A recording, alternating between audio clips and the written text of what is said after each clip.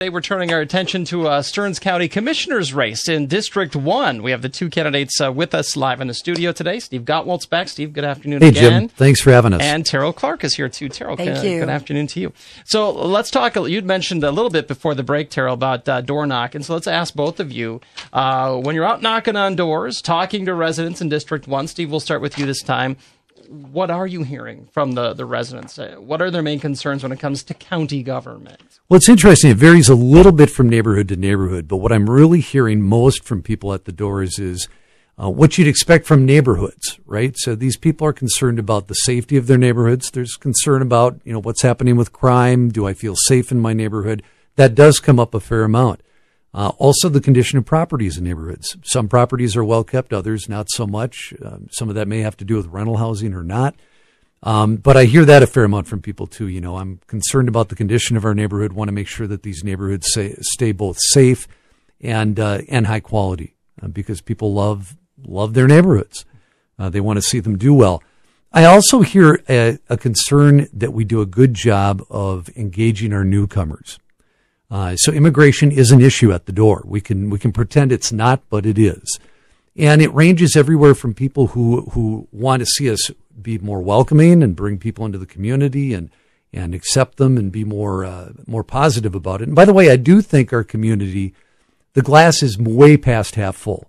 We have done an absolute great job of absorbing and integrating a great amount of change in the last several years. And I think the community deserves a big round of applause for that. But we also have people out there who have a lot of questions, a lot of concerns, and they're very frustrated that occasionally they get accused of being racist or bigoted because they raise those concerns. So I think we need to be very respectful of the newcomers to our community. They deserve our respect. They deserve our representation. And we also need to be respectful of those who have questions and concerns. And I think county commissioners, certainly if I'm elected county commissioner, we need to take a leadership role in trying to get out there with information about what's really happening because there's a lot of misinformation, a lot of people who don't understand. They've heard things they're not sure about, and we need to be about informing people about that. But that's a big issue that I hear at the doors pretty regularly, along with neighborhood safety and the condition of some of the properties in the neighborhoods. Tarryl, continuing down that path, because I also cover St. Cloud City Council. I attend or watch every council meeting, and the city council is getting a lot of heat from the residents in the city about maybe their perceived lack of not doing anything about our immigrants. Yeah, we need less of the heat, frankly. Right. And so, and the city council will say, it's more of a county issue, less of a city issue. So, because you guys are. Or they say a federal issue. Or a federal issue. That's what I hear. Yeah. So, and actually, if you don't mind, let me answer your other question first, and then I'll be happy to go to that. What I hear a lot, I've been asking everybody really two broad questions. What do you like? What do you love about our community, our region? And what can we do better? And people feel really good for the most part about our region. It's whether it's their immediate neighborhood, whether it's our community, they really do. They feel a lot of pride. And I hear lots of good things.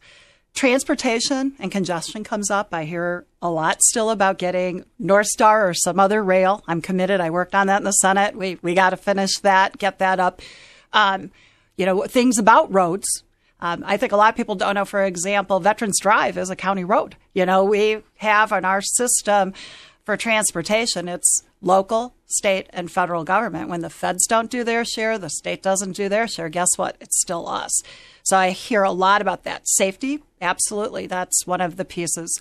Recreation, parks and trails, because this is a pretty urban area. And then it's the things that keep people up at night. It's worrying about an aging parent who maybe is trying to live alone but needs some additional services, a family member that's got some significant mental health challenges, maybe young parents trying to figure out where is licensed childcare. The county has a role in all of those things.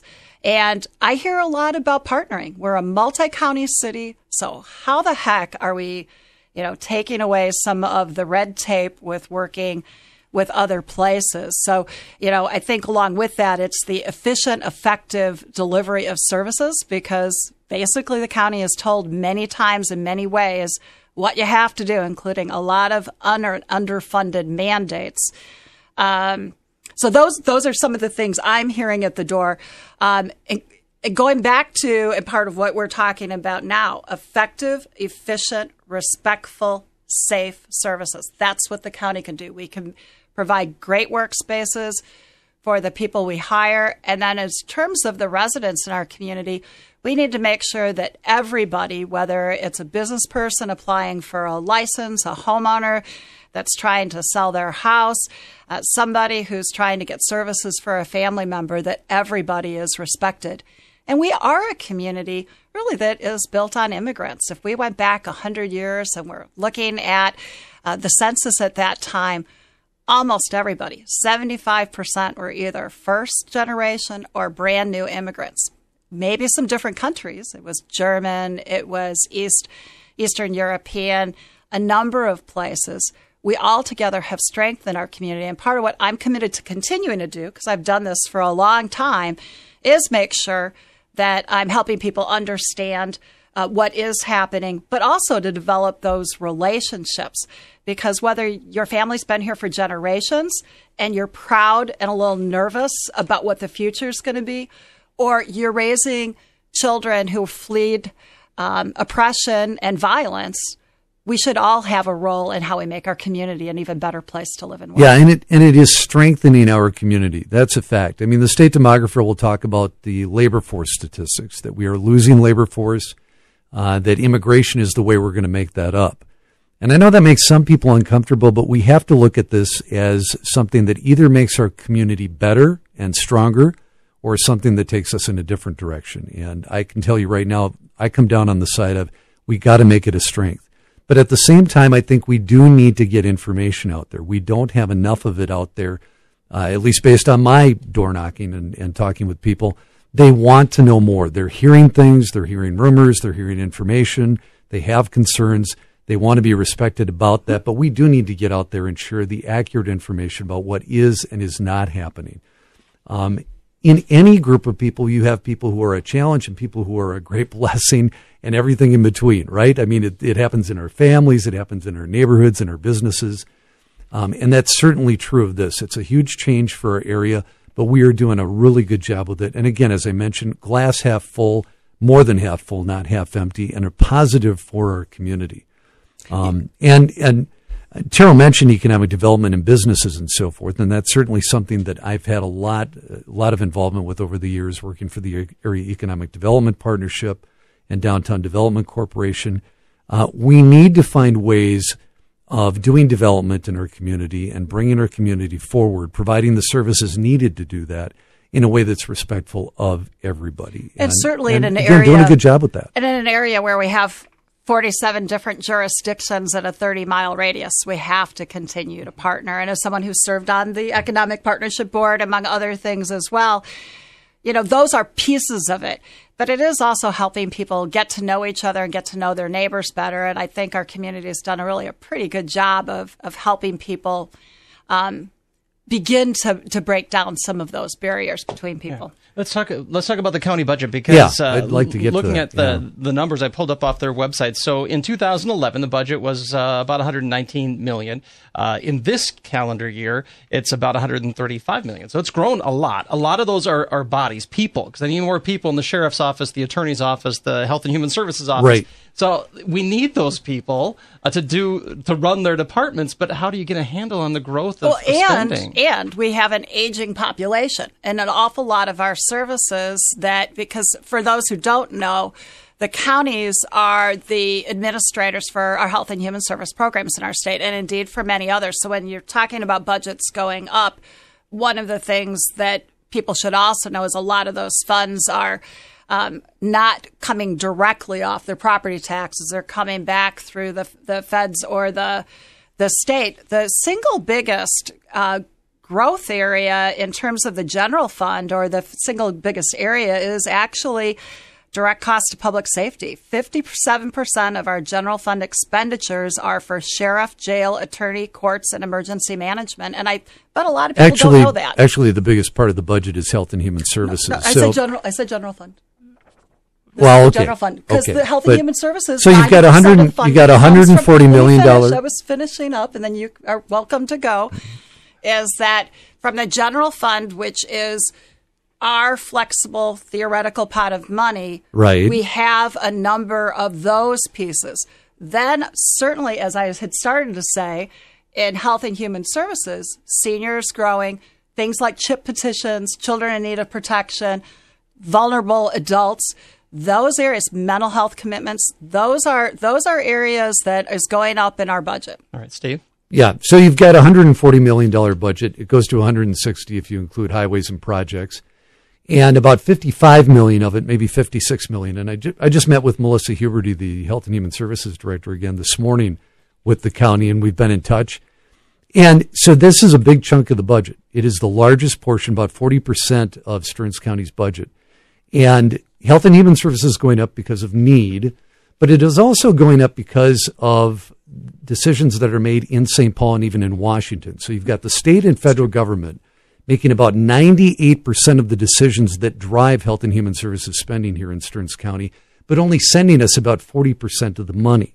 So that means 60% of the money for the largest part of our county budget is falling on property taxpayers here in Stearns County. It might be $35 million of burden that comes back on property taxpayers out of an a little bit more than $80 million that falls on property taxes across the county. So that's an issue. We call that unfunded mandates. And I was just at the Association of Minnesota Counties state meeting up in Alexandria about a week or two ago. And I can tell you across the board, not only for Stearns County, and I met with their staff up there, but also counties across the state, a lot of concerns about these mandates that get pushed upon county. And county is there to deliver. We're outposts of state government. Counties are creatures of the state. We have 87 of them. They're regional outreach for the state of Minnesota, particularly in the area of health and human services. But when they make those decisions and don't send the money along, it creates additional burden. So much of you mentioned a lot of the budget increases driven by staff. We've added about 21 staff for the 2019 budget. A lot of those are in the area of human resources. We have some health and human services. But we see that kind of growth going on. It's about $3 million out of the total budget that they're looking at increasing for the coming year. It's a fairly reasonable increase, and the property value growth in the county is absorbing a lot of that. We hear the same comments made about the St. Cloud budget. Sure. So the city of St. Cloud's budget is the increases are being absorbed by property value increases. But of course, if I'm a property owner and the value of my home goes up, let's say $10,000, I don't realize that money. That money doesn't come into my pocket for paying bills and so forth. But the property tax increase, that does come out of my pocket. So I just don't want to get too much in the weeds, but on the general fund, again, general fund, 57% is related to safety. Human services is actually number 11 on the list, and it is important. You know, if people haven't seen the budget documents, they're worth looking at. It's online on the Stearns County. And you can do it online at Stearns County. Right, that's what I was just saying. You can see those online, which is, I think, a pretty helpful thing to see. And one of the items that are in here under human services that they were reinforcing is what has happened with children. Reports of child maltreatment have increased 220% with an increase of out-of-home placements of 57% in the last 10 years. There are mental health challenges, et cetera. And those mandates, those unfunded, underfunded mandates.